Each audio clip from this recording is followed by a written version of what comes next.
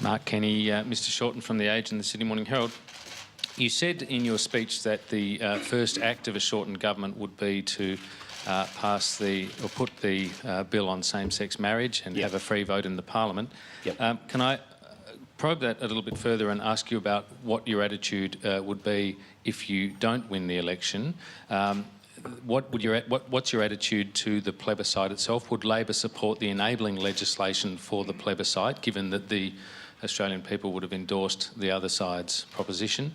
And in the event that the plebiscite were to be voted down, something Malcolm Turnbull says won't happen, but nonetheless, in the event that the plebiscite returned a no vote, would Labor walk away from pursuing changes to the Marriage Act, perhaps in the same manner in which Malcolm Turnbull puts aside now his passion for the Republic?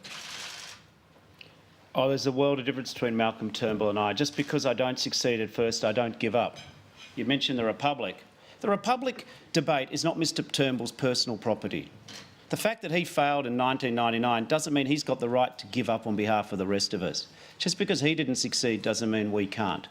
And I take this view about marriage equality. Just because Mr Turnbull did a deal with the right wing of the Liberal Party for an inferior option for dealing with the debate about marriage equality, why should I have to accept and sign up to Malcolm Turnbull's grubby deal with the right wing of his party? I'm not going to.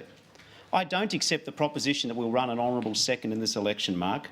What happens after the election, if we don't win, well, we'll cross that bridge when we get to it. But in the meantime, I want to say to every person in Australia who supports marriage equality that we will implement it in the first 100 days. We will present that bill. It'll be the first bill I present.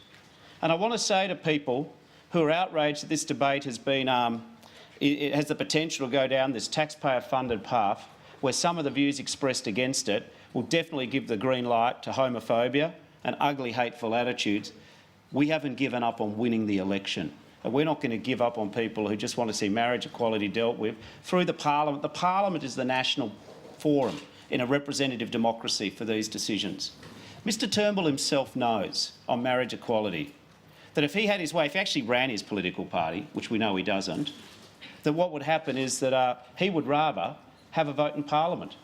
But merely because he can't convince his party, why do the other 24 million Australians have to sign up to his deal? I won't, and we won't. And we'll just put the case in the Parliament. We're going to put the case in the election, full stop.